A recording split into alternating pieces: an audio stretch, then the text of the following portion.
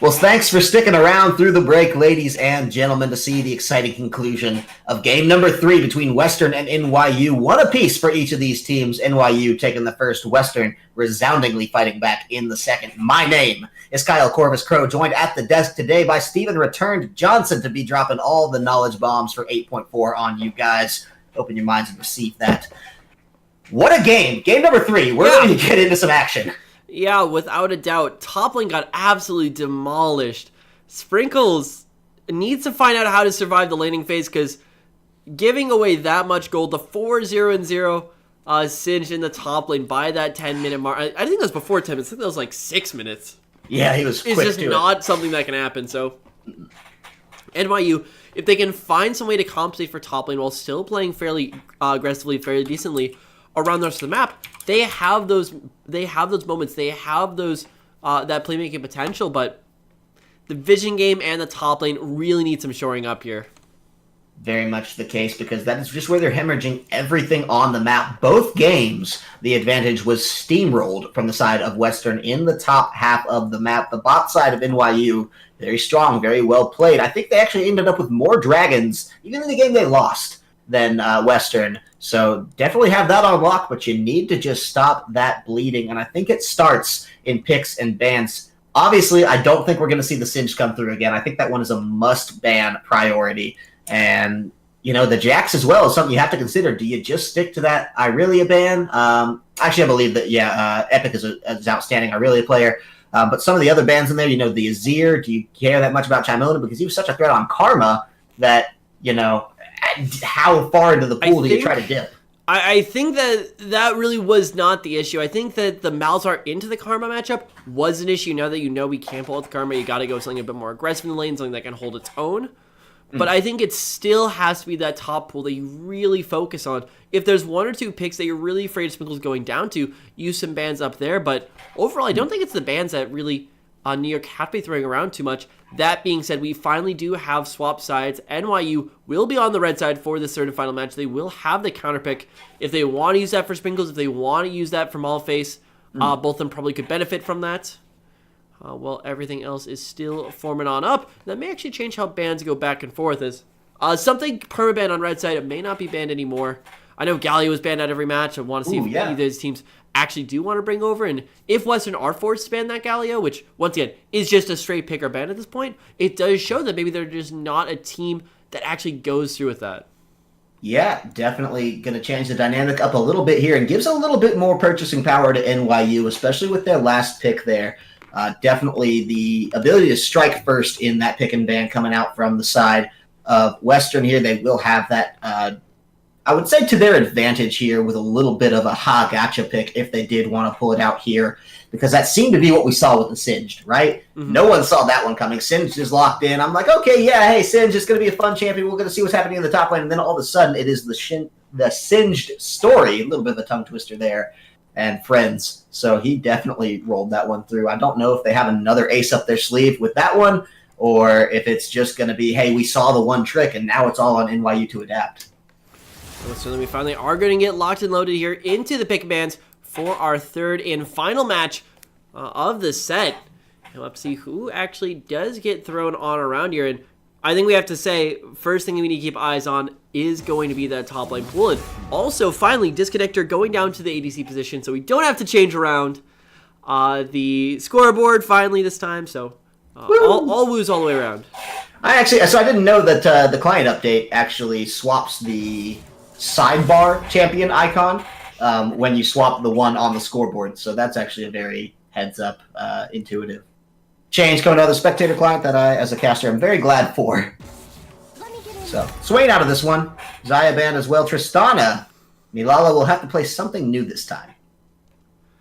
Yeah, most certainly. And I mean, the Tristana was, I don't think it also was an issue. It's also something that was just a very strong pick repeatedly from Milala. Never really got to the point where it did very much in game number 2. It just never got the time, never hit the 3 items, and never was able to be the big tank shredder, the big team fight presence that it always is. And just like you said before, the Aurelia does get banned away once again, and they want to keep Epic off of that as well. Curious to see if the Singe either gets banned away or maybe it gets stolen, or alternatively, maybe NYU have that counter available. So it looks to me the Tristana ban in change of the Narvan. I wonder if Short Hop is going to Jarvan. I'm sorry, I was reading Nar as I was saying it. I wonder if Short Hop won't take that one out and away as Galio is banned, because if they leave Jarvan up, I would not be surprised to see Aqua Blue try to take that one out. Did not have the best game on his Volibear. So yes, there it is. Very good heads-up drafting from the side of Western to deny the Tristana and the Jarvan thanks to their blue side advantage. Yeah, most certainly. And that does leave up some a lot of options in the top side. That being said, NYU also do have the last pick of the first rotation, which means they could look to have a soft uncounterable. So usually you either pick the mid laner there or the top laner, and once you do, you can ban away the others, because the enemy team doesn't have a chance to pick again once they see that. Once again, it's a soft counter pick overall. But Braum going to be prioritized here as AD carry finally gets his choice of supports. Doesn't have to wait for them to get banned out away. And ooh, Sprinkles on the Ornn. Yeah, I like it. I like it a lot, actually. It gives him a little bit more fighting power in lane. So if things are going to go bad, hey, here's at least a champion you can sometimes 2v1 on. Don't know if in the face of the Jarvan. And here's a surprise. I didn't think they were going to let the Singe through on the side of NYU, but they view it as, hey, that may not have been the problem last game. We're just going to let it through because we're that much more scared of the Xayah, the Irelia, and the Galio. So a cinch game again from Epic, and I'd be trembling in my boots right about now if I'm NYU. Yeah, you need to put some sort of stop on that in the early game. Big thing with Ornn, too, he's really fallen off in priority ever since his nerfs, like on 8.3, on 8.2. On 8.4, he did also receive some changes. E-base damage went way up, but W, Bellows Breath, basically the flamethrower that comes out of his mouth during the laning phase, got like a 4-second increase on the cooldown there. So it does do a little bit more damage, bigger cooldown. So curious to see how it actually uses that to fight in lane, but it's still susceptible to being put behind fairly early, and it's more of a change of playstyle rather than a change of champion that we need to see out of Sprinkles. Fair point. Yeah, Sprinkles definitely just has to adapt on the fly to mostly his vision control and his, I don't want to say instincts, because instinctive play is such a broadly defined term, but certainly just his idea of, hey, where's the jungler right now at any given time, because he needs to keep track of that in his brain. Hasn't served him well thus far, and so, maybe the rest of the team can be stepping up to say, hey, look, we don't know where the jungler is right now. There's a very strong chance he's waiting in the brush, ready to chop your head off. Ooh. So here's something that sticks out for me. Milala has not picked the ADC just yet, so he will be waiting for that second rotation, which means he's probably going to get banned out fairly hard. Yeah. The only reason why I can think that he'd be waiting this long would it be for some interesting pick, maybe the Sivir coming out, maybe something a bit more funkier, maybe even the Jhin for all we know. But definitely very still on the board. There's still a lot of good options, but it just sticks out to me that they're not actually prioritizing this pick that far up, and I want to also see what gets banned away here. Is Caitlyn, too, has been making a bit of a resurgence in the meta. Yeah. Don't know if Caitlyn's going to be the pickup. I like it behind the Braum, the Ornn, and the Sejuani. And Milala, very good player to be able to maintain that backline ability and really come out strong for it. So we'll see if that is the one to pick up there. One of the better options, I think, the Caitlyn, though, banned out and away. Maybe the side of Western saw that one coming a mile away, didn't want to deal with it, took it out. So Milala, don't know if that was planned for or not. We'll see what else he can come to the table with here, because there's still so many options. That's the big thing. I'd say Varus would suit their style a lot more, as he does rely very heavily on the 2-item spike, get that Rage Blade, gets the Wit's End maybe. They're going to go a bit safer. Well, there you go. It is the Ezreal coming out. Milala will be picking that one up, barring any strange Maul-face mid lane Ezreal antics. And that one's going to be interesting. The Yasuo hover, it's actually a pretty decent counter to the Ezreal, but I really doubt that that's what he wants to come away with. It is not in the lane versus the Ezreal. That is... No, I know that. I'm talking about. Like, you could say a lot of things are decent counters to the Ezreal, but that would be a blind pick Yasuo. And unfortunately, we will not be treated to a Yasuo mid lane just yet. And it makes a little bit more sense. Yeah, no, definitely the pick up there, as it is just a mid laner now that we need to round out for the side of Western there. That does give counter pick priority over to the side of NYU. No surprises there. This is textbook League of Legends draft. The Vladimir Hover. We'll see if that gets locked in. It does indeed. So now with a safe enough blind pick in the mid lane, it's going to come down to what they want to pick out from NYU. We've seen the Zyra band entirely throughout this series. They have adapted their bans to focus on the AD role this time. And so will banning out Milala be worth giving Maulface the champion that you kept away from him all series? That's the question. This one's an interesting one for me because Zyra is definitely two sides of the coin. You are a lot more aggressive in the laning phase and should be doing a fairly decent job keeping the Vladimir down, but you are still very susceptible to the late game against the Twitch, against the J4, against the Sinjin. This is a very high impact pick that he's going for, but if it gets put behind, it never comes back.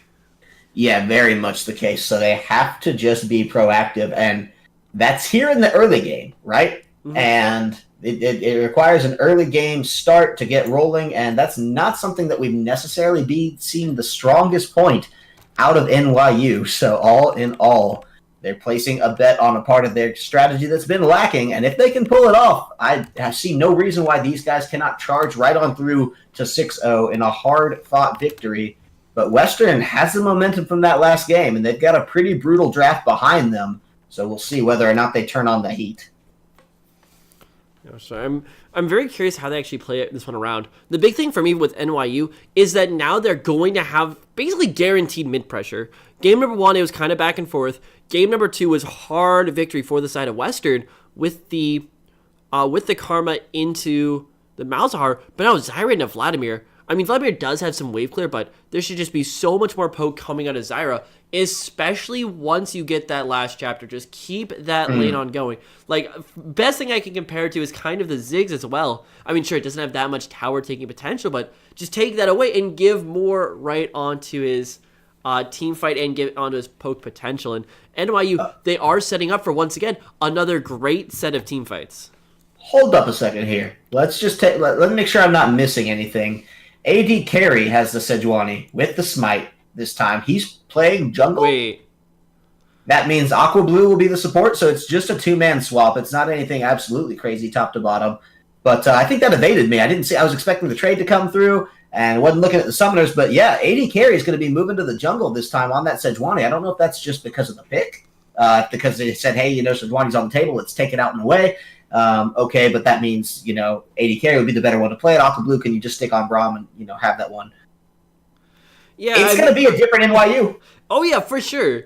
And the big thing was, we were talking about how fine Disconnector was in the right spot, whether he was actually going to be ADC or whether he's going to play jungle. And now it's NYU who pulls out the slight change. And this is going to be a very interesting one as well, because we have been kind of hitting Aqua Blue on his lack of pressure in that early game, and now maybe it's going to be AD Carry who's able to get that out here. But big part for me is AD Carry still not playing ADC. No, absolutely not. Ladies and gentlemen, if you've ever wondered about some of the troubles you have casting, I'll tell you, nothing is harder than convincing 10 college players to all get in the right order at the right time. That is one of the greatest struggles of all time in this industry. And so no specific changes today. But, we were actually harping on how great the spectator client is for making that change for us. We'll fix that up out and away, and there should be no confusions. Keep that nice and pretty LCS order that Riot has so accustomed us to. So either way, I'm excited to see the dynamic change, right? Aqua Blue has a reasonably aggressive jungling style at times that I feel like would work well and translate to that supportive role. Mm-hmm. AD Carry, I would expect to see a little bit more of a hard farming role on this Sejuani if I'm just throwing darts with the blindfold on. Yeah, most certainly. And the definitely thing with the jungler is it's the jungler who sets the pace of the game. They decide when the ganks happen, and they usually have the shot calling. Not every team, but most teams will give the early to mid game shot calling duties to the jungler because they're the ones who can impact the entirety of the map. Sure. So just swapping that out will definitely change the way NYU has to play through. Now, obviously, in the team fight sense, you are just putting support to the jungle, and both of them are tanks, so maybe not too impactful in that sense, but either way, should be definitely giving a fairly solid change of how both the teams do actually want to play around here, as we do get loaded onto the Rift for the third and final match today of this set. There's also another match later today. Yeah. Will we see a pause? Is that going to come through? 3 for 3 on the pauses, or will we just get a clean foray into the game? That's what I'm hoping for. Either way, ladies and gentlemen, if you've been watching this entire time, you know now's the time when I'm going to share a little bit of information about the CSL as players get set up throughout the game. Exclamation point Discord in the chat if you want to get involved with us on Discord. That's a great way to do so. Get your college involved in some of our esport endeavors. That's not just League of Legends. It is Counter-Strike. It is Dota. It is Madden. It is others included. So hop into that. Get all sorts of involved if you want to keep your school moving in the right direction for all the esports fun here at CSL. Follow us on Twitter and Facebook. Twitter.com/CStarLeague. Facebook.com/CStarLeague. All the league content is at Twitter.com/CSLLOL. You can find our personal Twitters for the casters. That is at LOL_returned and at Corvus Kovacs, exclamation point casters in the chat, or you should have the overlay there showing it to you. Want to give a huge shout out to Twitch. We love them. We thank them. They support all of our fun collegiate endeavors. Our events, top to bottom, wouldn't be what they are without Twitch's help. So want to give them a shout out. Facebook.com/Twitch, Twitter.com/Twitch, Twitch.tv is where you are right now, unless you're watching on YouTube, which is where you can find all of our VODs uploaded, as well as many talk shows and other esports related content that is available. YouTube.com/user/CStarLeague. So all that information should be available in the chat for you there. Ladies and gentlemen, we're getting into the third and final game now to see who will take it away, who will be 6-0 after this bloodbath of a series between Western and NYU. And all eyes still are on that top side. Can Epic find the exact same advantage that put their team ahead in game number 1 and in game number 2? And if NYU is able to actually hold out this early parts of the match, they should be so much better off because these guys love to play the team fights. But already mid lane.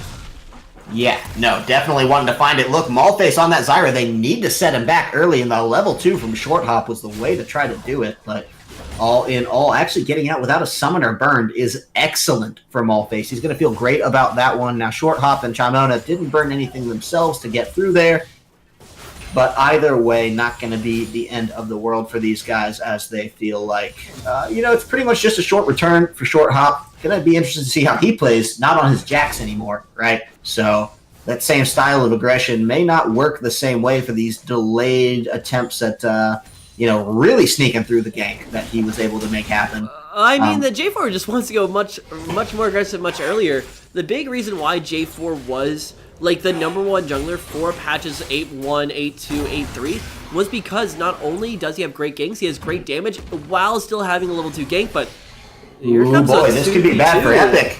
Sprinkles wants to get him down, and look at that one. Short Hop there to make sure the bailout is true.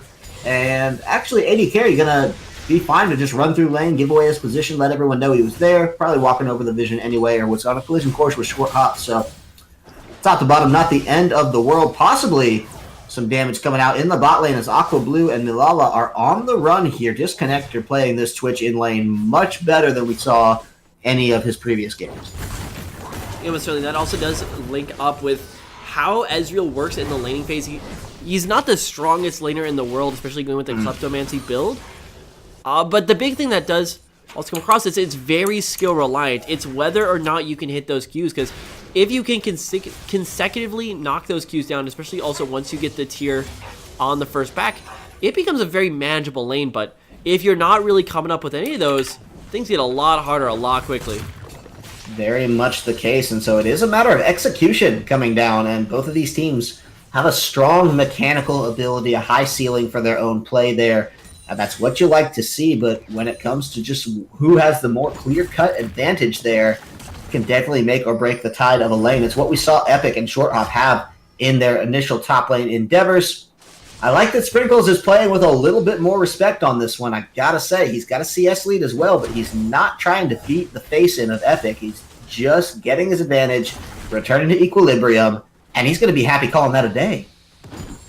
Yeah, and that's going to be a very much welcome improvement of this top lane. Not going down 2 kills by the first 4 minutes here, so still giving the rest of the team time to scale on through, but I'm not entirely convinced that this is the teamfighting comp that NYU wants. They need to make something happen now in this mid game, because if you let a Vladimir, if you let a Twitch get towards these later stages, things going to be looking pretty airy. And it's not as though Singe can't be a huge factor if he's not 11-0, right? No, certainly. So he's not going to be anything that I don't think that the side of NYU is just going to consider it some moral victory if they can just not let the Singe get mega tanky. Well, guess what? He's still going to get relevant. He's still going to be a big issue in your face if you just let him stay within, 15 to 30 CS, somewhere in that neighborhood of a deficit in the top lane. That's not going to be the end of his world when he gets into the roaming and especially split pushing stage. So, all in all, you need to find an answer for that on the top half of the map, whether that's AD carry coming in for a roam, a gank, whether Sprinkles thinks he can just make the kill happen naturally. We're not seeing as much pressure from Short Hop there. He's not had success the first 2 times he came to the top lane, so maybe it's just brushing him off, or maybe he just needs to police his bot side camps before he goes right back up to his old habits that are top side. But either way, it does bode well for Sprinkles. I think he just needs a little bit more here. Certainly, and that should definitely be coming around that level 6 mark. Once you have the Call of the Forge God, it becomes a much easier fight to force, though it has to be very decisive. He can't give too much time, and here's the engage. Oh, coming through. Call of the Forge God is there, and it's missed! That is heartbreaking, and Epic may have just found himself an opportunity there. Does indeed. First blood, making it look easy. Says, I do not need Short Hop. You break that narrative right now, because I can get the solo kill in lane over Sprinkles. Doesn't matter that he was pushing. Doesn't matter that he instigated. All that matters is that Epic played the way he needed to in that scramble and came out 1-0, the victor of that top lane fight. And it was looking so promising, too. He finally was holding an advantage in the laning phase, but just completely whiffs on the Call of the Forge God, and that is not going to help him out in the slightest. But all right, how bad is that going to shake the foundation? Ooh, boy. Looks like bot side wants to get in onto this one. There is no Glacial Fissure ready for Braum. There is no Glacial Prison ready for AD carry, so neither of those 2 Glacial-related ultimates going to lock down the bot lane of the side of Western University. So all in all, pre-6 gank from the Shyvana. It's hit or miss. It can happen sometimes, but without the Braum stacks there to help out, it was really a bit of a pipe drain. Just wanted to see whether or not it would come to fruition. Did not this time. So potentially getting some vision around that dragon as the control ward is down there, the entrance to the jungle as well. Try to keep tabs on the Short Hop. That's going to be a big deal for Sprinkles. But by and large, reset's going to feel pretty good as Western's just going to take a little bit of time to breathe. And I don't... Ooh, hang on. That was just a bag. That is purely to make sure that these guys do not have a nice back. It's going to affect a little bit the CS game. Going to give a little more time for Disconnector to catch up. But overall, New York still has a fairly sizable advantage brewing in that bottom part of the map. And even mid lane, not quite the advantage we want to see this early on to the game. Sure, Malphase hasn't gone the last chapter yet. So does have a little bit more time to go, but keep in mind that this is still a scaling out game for the side of Western. They do need to pull the trigger at some point, and we know already that that is not going to come from the top side of the map. No, very much not the case, unless they can just totally overhaul and AD carry can get up into, save the day, which, hey, look, here he is. Epic could be in some trouble here. The knock-up, the stuns are going to come out. He actually is in a lot of trouble. Not going to get out in a way. Might try to find the kill on Sprinkles. The damage is there, but Carry finds him. Short Hop flashes in. He has 2 low health bars. The Cataclysm gets him the first bit of what he needs. The Call of the Forge God might be the trouble. And look at the knock-up. Sprinkles wants to fight it, but he's turned around. Are you kidding me? Short Hop making short work of the 2 low health bars and turns the 2v1 beautifully to give a distinct advantage to Western. Sprinkles is not having a good day today.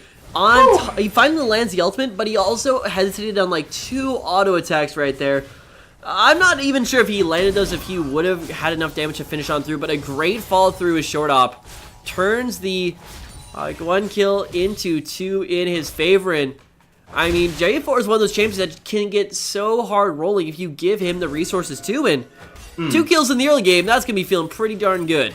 Yeah, absolutely the case. Short Hop's going to be feeling great about that one. And when he had those kills on Jax, he was able to become a monster for his team in both games. Look at that. The Glacial Fissure not going to connect anybody. They want to find more damage here. There is Zyra coming down with the grasping roots as well. So Blaze Nova going to be in some trouble here. The ultimate will be there to secure it up. And more importantly, stop Short Hop dead in his tracks. Aqua Blue, though, barely surviving by the summoner heal out of Malphase. Milala there, trying to keep the posturing up as AD carry is around on the wing. Short Hop, though, strong, has the gold in his pocket from that back, 291, which means he has based. He has spent that. He is fight ready. But either way, the disengage will be the case as Chimona was not there. So the side of Western playing this one safe and just trying to cut their losses at the single death that they experienced. Yeah, and that is a good idea coming out from Mallface. They do eventually get the 1 kill, but not too much more in response. Sprinkles. Ooh. Yeah, I mean, look at this. It's very clear why he picked the Ornn into the Singe matchup, because he can at least do something. Even if he's not just absolutely rolling the lane, even if he's still down 2 deaths with no kills, he feels just so much better about this. And so the Ornn pickup, I like it, especially in the face of the Gnar being banned. I definitely would have preferred to see him on the Gnar, but Sprinkles, I think, making the best of the bad situation. And the Call of the Forge God almost did help him turn around onto Short Hop. Obviously, Short Hop, with an insane mechanical play. And probably a little bit of overstep from Sprinkles did come away with the kills. But either way, I think the Ornn is a much better position here. I think the Singe is not nearly as scary. And at least you can contain the J4 threat in a vacuum. Potentially, yes. That is definitely still on the board, but you need this advantage to keep formulating itself on the bomb side. Myla going aggressive. You can find one more auto. That would be the stun. Not quite as Lulu is sometimes. A little bit of a tricky target to hit. As that Yordle does get herself. Ooh, yeah, we got a storm brewing up here, don't we? Chimona's behind enemy lines. We got AD carry there. The whole team's hanging around. Looks like they decide to blow that one right off. Not going to worry too much about it. Top lane is where the tension is, I'll say, but the longer the NYU can stall out this top lane game, the better they're going to feel, because their bot lane advantage is just slowly and steadily rising, and they're going to feel great about that, because if they can just tide over top, bot lane will do the work for them. That is true, and we do see Milala having a much better time, especially with Aqua Blue, pushing in this lane, keeping that advantage, and just looking at the straight gold advantage, you do have about 1.1k more in the pockets for the NYU bottom side of the map, but you'd expect a few more advantages coming out around. Ornn does still have the CS advantage, definitely down in the gold based off of the kills.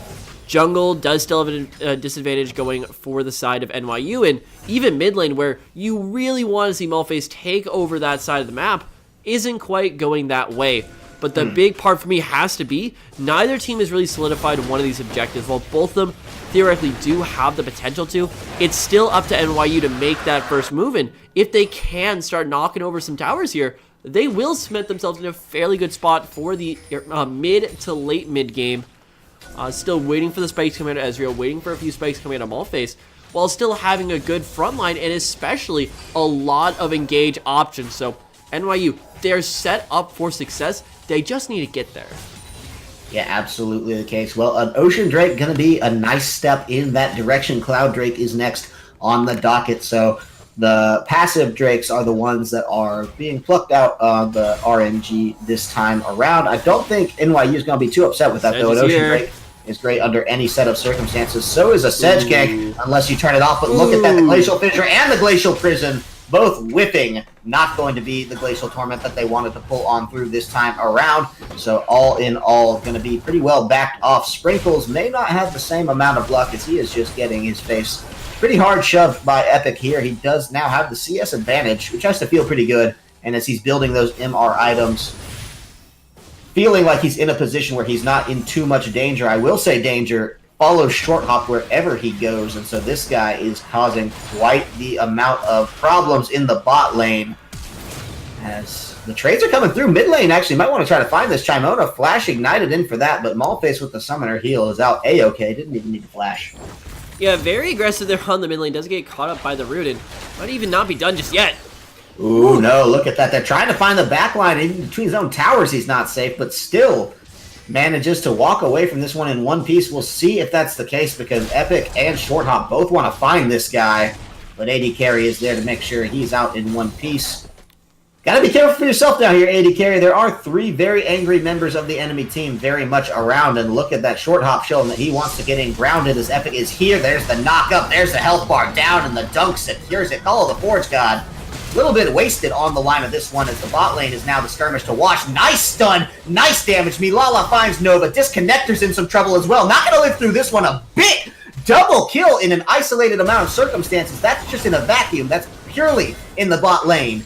And so this is absolutely scrappy coming out, but NYU going to be feeling really good. They got the return in the bot lane, and sure, they lost AD carry, but what do they care? because they were able to find the double kill in the bot lane while still breaking that mid lane tower siege and keeping first tower advantage distinctly in their favor. Yeah, and they might just knock this tower over right here, right now. Milala and Aquablue might be the heroes that NYU have so desperately needed to keep their perfect season alive, but oh, here's the TP out. Oh no, there are 2 members here.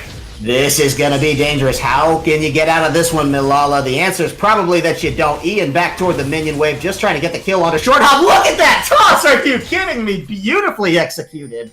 I don't know if that would have hit to begin with, but just chucking him over to make sure it doesn't is outstandingly done from Epic. And if that was intentional, I have to give a lot of credit to that one, because that was a beautiful play. Just making sure that short hop stayed in the best of conditions. You know, it was short hop taking care of Epic earlier on. Now it is Epic taking care of short hop, and I like to see that reciprocal play coming out of these two. Yeah, but so far that is going to be the early lane swap initiated by NYU. And it's not entirely obvious whether or not... Actually, yes, it is going to be Western, matching them on the top side of the map, but if this domination continues, NYU could find that second tower before Epic's realistically able to push in here for anything. Oh man, Maulface has to burn the flash, doesn't have the heal this time. Gonna go down. Chimona finds the kill credit for that one.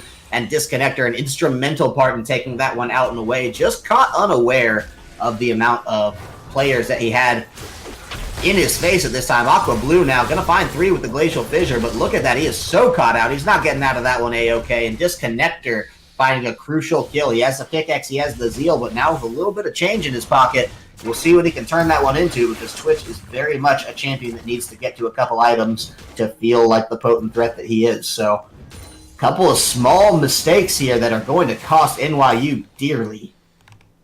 Oh yeah, without a doubt. They were in a spot where they could start taking over this match, especially with the balling, but Triforce not yet completed and 2 members going down right in front of your very own eyes is going to give a lot of confidence back over to that squad. And also another big thing for me has to be Short Hop was the one carrying a majority of that gold advantage in the earlier parts of that game, and what those last 2 kills did for them was it gave a bit more back to Chim, it gave a bit more back to Disconnector, and really spread that one out, because, I mean, Milala isn't going to be that threatened by a J4. You have the chrono, you have the Arcane Shift away, you have a Flash, you have a Braum, but he's going to be a lot more afraid of the Twitch and of Chim on the Vladimir, so... definitely good to spread out the threat right there, but Disconnector. Oh no, that is so cheeky. Are you kidding me? Look at that. Gonna force out the ultimate coming out from Maulface. Stranglethorns did go down, and that's a huge disengage tool to be wasted on something as unfortunate as just a Twitch stealth. Oh yeah, without a doubt, but Milala, he's got alone up here. Yeah, the flag and drag is down. He's waiting for the Cataclysm before he wants to E, but it looks like Jarvan just wants to use that to find the killing amount of damage. There it is. So, should have E'd out a little bit earlier. Also, you know, took so much damage on the chin. Blaze Nova there with that Lulu ultimate really did just make things very much a pain for. Yeah, he was dead no matter what, unfortunately, right there, because Short Hop, he had the flash to fill up, he had the ultimate, but Short Hop, what are you doing? Oh, don't tail the Riptail just like that. What on earth? That is not the best idea, as AD Carry just stopped Shelly from coming out right in its tracks. And look at this, we might see the fight breaking out, but look, they don't have Milala. He's going to be very far away from this one, so it's going to be just Western's time to build up. Now, in the meanwhile, bot lane, Twitch is splitting. That was so insanely greedy. There is no reason why you can't just take a step or 2 backwards, make sure you're in safe vision, and get that Herald out, but now they get absolutely nothing for that early objective, and ooh, that could really come around to bite them in the end. Yeah, no kidding. Both of these teams have made, you know, very, very amateur mistakes for the level at which they play, you know, whether it was the double pick we saw on Maulface and Aquablue, or whether it was just what we just witnessed. Oh, hang on a second. We'll get to that in a second. Milala's gone down. Disconnector took the better part of his health bar to do it, but did come out victorious with that. The flash going to be a nice price to pay if it means you get a kill. So Twitch, you know, very reliant on that flash, but Ezreal, just keeping him in the box is very important. Now Sprinkles and AD Carry want to find it, but they're outnumbered, outgunned as well. Sprinkles with the bellowing breath just trying to make something happen, but Epic says no chance. They do shut him on down through that one. 0-3-1. I feel like we've seen this score before with Sprinkles. We'll see what it turns into. Yeah, this is just so many Just small mechanical mistakes really come to fruition from the New York squad. I mean, on the bot line, Milala couldn't figure out whether he wanted to turn and fight or whether he wanted to back off. And in that case, he only got the Qs out. He never actually auto-attacked Disconnector once trying to force down the fight. And if you want to turn tail, fine, go ahead and run away, but you need to actually get away. Unfortunately, just didn't have enough to actually pull that one on through in the end. And then the top lane, overextended from Sprinkles, gets knocked down, and sure, New York, they're still in this game, but it's starting to slip away. 5.3k gold lead.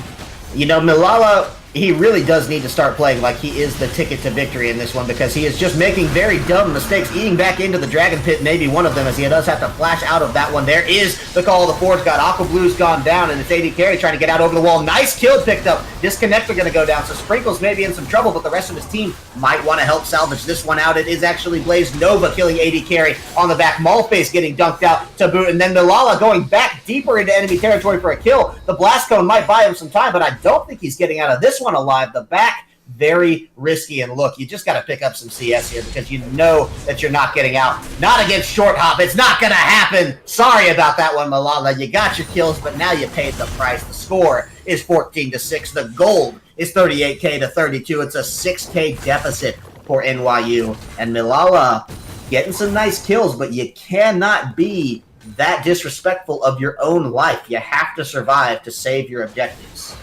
Yeah, most certainly. Milala is definitely doing quite a bit of work, but everyone's got to basically be alive through the rest of these NYU fights if they want to have any chance of coming back, and that also goes for the Western guys as well. Disconnector dropped incredibly early in that fight, and if he survives to the back end of that, that's not only a fight won, that's a Baron, that's a tower, and that's putting NYU away, but him going down does still give NYU a little bit more time, albeit that's not exactly what they want. They want to put this one away before Chimp, before Disconnector really get to this late game form, but with every passing minute, that is looking more and more likely. Yeah, it's a tough situation to be in, and look at the itemization coming out from AD Carry, from Sprinkles. They're starting to get those tank items into their pockets because they know that this game is likely coming in for the late haul. Maulface, I'm sorry, what are you doing? Is this the famous Zyra that was banned out 2 games before this one? Because it seems to be on the back foot through and through. Look at Short Hop. He is not taking no for an answer in some of these engages. He is finding kills everywhere he looks. Milala now going down as well. Call the Forge God to try to get Short Hop down here. But look at that. That is the Wild Growth coming out from Lulu. Going to keep him alive long enough for Disconnector to get here. Now how does the tide of the fight change? There's the Glacial Fissure. Doesn't find Disconnector, and that's not what you want. But Carry finds the kill anyway. Doesn't matter over the wall, because look how low the health bars are. Short Hop making mincemeat of this team with nothing in his health compartment. Doesn't matter. He's just chewing through it. And Sprinkles will be the next one to fall for sure. Short Hop, how did you live through that one, my guy? Disconnector went down, but that is an ace coming out for Western, and they will be so happy to take that one out in the way. It's the bot lane, it's the mid lane, the pressure is everywhere. And this is just finally getting to the point where NYU, they want to force the fights, they want to show that they are the better team, fighting team, but it's already too far gone. You need to find some miracle play in the end, and Maulface needs to actually be a force in this game, because we talked before, this man either carries the game or he falls off the face of the earth, and right now, feels like he's currently on the way down. Yeah, no, definitely the case. NYU played this series with such conviction. They came in very strong the first game to weather a storm, but they were never down this much before the second game. Obviously, they fell into a huge deficit, couldn't surmount it. Now it's just getting all the more grim. We're seeing flashbacks, 0, 4, and 3 onto Sprinkles, 8k gold deficit, 23 minutes here. It's not good. And now look, it's the same teams, but it's different players. Short Hop is now the one making the case for his team. He took those 2 early kills and turned them into just absolute torment for the side of NYU. He gave 5 over to the side of Chimona, 2 to help Disconnector there. No, I do need to actually say Disconnector did get the 1v1 credit there. Got to give him that one. And nothing to do with Short Hop. All the same, this is the Short Hop show this time, and he's absolutely proving himself potential series MVP here if he can help put this game to bed. NYU not done yet, but their options are getting smaller and smaller by the moment. Oh yeah, without a doubt. And Baron buff has got to be looking really incredibly good for Western now, but keeping Epic on the split push game does open up a lot for them, as there's not really any hard backline dive available. Sure, you have the Sejuani, you have the Ornn, but neither of them are actually going to be big factors in these fights, especially with Ornn still having to respond epic on the split push. But here's the dive. Oh, it's going to come in. 2 ultimates as CLOL, the Forge God, and the Stranglethorns both come down at the same time. Nice fadeaway shot, and it does finally find Singe, but Epic is the only casualty thus far, and he'll trade back from Malphase happily. These death timers are getting very late. Aqua Blue, the next one to fall down. 35 seconds on him. They're going to try to find Short Hop here, but he's out and away very, very well. It goes right back in to find it. Disconnector gets a double off the back of his jungler, and he's going to flash in further. Malala got to be careful with that one because the shielding is there, and Disconnector knows no fear at this point in the game. 7, 0, and 4 on the likes of Chimona. Malala now trying to just save this one out. He's the only remaining member of his team, and there's so many threats. Short Hop, no shielding on this one. The minions will just back it all off, but damn if it does not look grim now for the side of NYU. Yeah, with every single perpetual teamfight loss, Short Hop and Chim just get stronger and stronger, and not even to mention Disconnector, who's now on the 2 items. They're not done just yet. This is an incredibly risky call, but I think they're safe with how much vision they have. There is not a single real ward here for the side of NYU anywhere near this pit, and yeah, that's going to be Baron Not over. at a time. They've not had a chance to get to that Baron safely because there's just been so much blood coming out of the side of Western that NYU were blind on the Baron. They're blind pretty much everywhere. They have a couple wards in their topside jungle on kind of the reset. They're catching their breath, but man, oh man, they need to find a way to claw back into this game. And 11k gold down now. They're in some real trouble. Now their fighting spirit is second to none. These guys played from a hard deficit several times throughout the first one. They made some great comeback moves in the second game that they were not able to actualize on. So I do not think there's any situation in which these NYU players, being the underdogs that they might, will take this lying down. But they got to think of something and fast. Most certainly, and a lot of this does revolve around Malphase and Milila having a good team fight, because neither of them have actually had much of an impact, because both of them have been falling so unbelievably quickly. Malphase a little bit more than Milala. Milala, there we go. I don't know how to speak words, but we had a long 3-game series return. We get it has felt like far more than 3 at this point. Yeah, Baron buff Siege is coming out, and once again, another game, another round of returns. 8.4 patch notes. Candymans are so much stronger with the Baron buff, but top lane. Oh, Sprinkles, that is not what you want. He's going to try to get the Bellows Breath, but legendary for Chimona. And over the wall? Disconnector, are you kidding me? The fadeaway, Milana wasn't even paying attention, and they're just going to break open the base on this one. There is no Ezreal to hold things. There's no Zyra. It's a triple kill coming out for Disconnector, and he wants to find carry as well. Will he get the Quadra? Yes! The only reason the Penta is even denied to him is the understated solo kill that happened in the top lane. And to start this whole thing off, Chimona and Disconnector, 8 kills apiece. Short Hop throws his name into that hat as well. 24 between the 3 damage threats. An insane play coming out from the side of Western to absolutely put this game to bed with just outstanding play. 28 minutes, the shortest game of this series. Perhaps the largest gold lead all in all, too.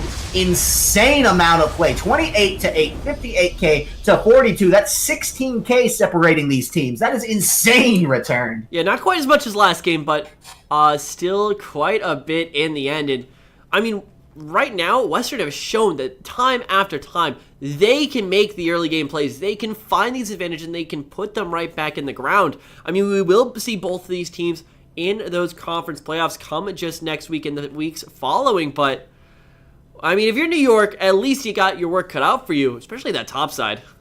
Yeah, and so to every team now that is potentially going to run up against these Western guys, you got a little bit of a reel. Anyone with New York the same way, like we talked about so many times before as this game was starting, who knows if we'll see these two teams run up against one another again, right? That's something that very distinctly possible, and if so, you know, where's your money? Do you think NYU can adapt, or based on the way they weren't able to adapt in this series, is it just going to be a much quicker, cleaner series for Western? I mean, I think a lot of it does boil down to the fact that 8.4 just dropped a few days ago. These teams most likely have very limited experience on the patch, and we even saw that in some of the picks kind of going back and forth, especially like the Ornn, I don't think realistically should be coming out too much more in this meta. Sure. I think given enough time and maybe giving a little bit more time for Sprinkles to get some more reps in, really start pressing that top lane, make sure he's ready for these upcoming matches. Yeah. New York, they still have that underlying potential. I think they still can make a pretty deep run here, but you got to start right now because there's only potentially a week left before your next match, and that one is a win or go home kind of situation.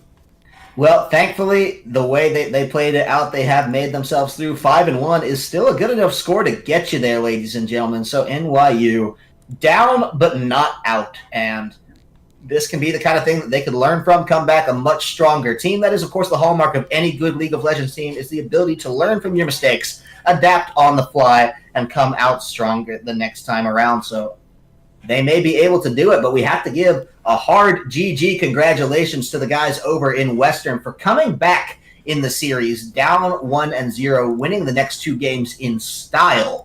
Have to levy a lot of praise onto those guys. Short Hop, Chimona, Disconnector, especially in that last game, but Epic the game before. Blaze Nova, the glue that held this entire composition together at times. I mean, these guys are a well-oiled machine of a team firing on all cylinders, and it was a delight to watch. Yeah, and it does look like between Western and Ottawa, who also won their match today, we will have our top 2 seeds for the East. So can't wait to see those guys eventually clash, and still so much more potential available in this entire region. And the East has always been not the worst, but on the lower end of performance. Never really had that breakout come through, especially ever since University of Toronto has disbanded. Hey, this might be the year.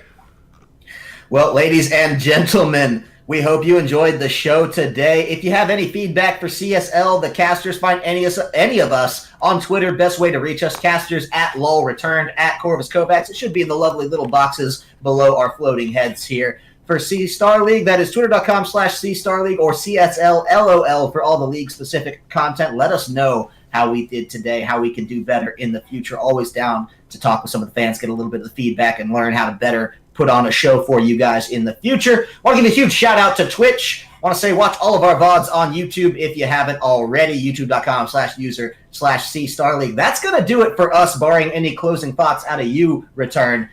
I think that's it for me here. I mean, this is only the beginning of our final week of the regular season. Make sure you guys stay tuned, as at 3 o'clock on the Pacific Coast, 6 if you are part of the East Coast like us over here, you can catch the UCI versus Simon Fraser matchup, the dueling of the Devils there over in the West. And yeah, that is potentially also another conference championship preview. So should be very interesting. You only have to wait about 24 minutes for that one before we go live. And then tomorrow, make sure you catch our Columbia College versus Maryville game at this exact same time, right at noon on Pacific Standard, or if you're in Eastern, 3 p.m. And still got a few question marks for who will be our final match of the weekend, but we'll get you guys that information as we do pull it on forward. And yeah, this is going to be the most competitive week of CLOL yet. It's all so going to be action-packed. Yeah, stick around, guys. Plenty more league just this weekend. Plenty to come through the rest of the collegiate season, so we hope you're enjoying yourself. But don't overdo it just yet, because we have a lot more coming your way. That's going to be it for us. Tune in for the next broadcast. That is 3 p.m. Pacific, 6 p.m. Eastern. UCI Simon Fraser. That's going to be brought to you by Fekez and Mad Magical, barring any... Theoretically. Yeah, theoretically. Those two can never cast together. It's weird. It's a lovely, lovely little paradox that we have. So if it happens today, we may break this time-space continuum. But that's going to do it for us. I am Kyle Corvus Crow. That is Stephen Return Johnson. You have been a phenomenal audience, and Western is the winner today. But we are signing off. Going to give huge GGs to Western NYU. We expect great things out of you in the future. But that's going to do it for us. Thank you so much for tuning in, ladies and gentlemen. Have a great rest of your weekend.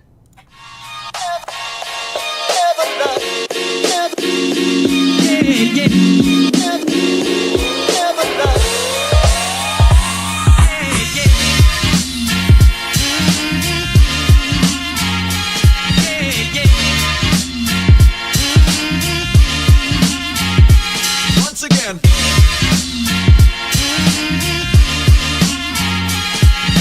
Yeah.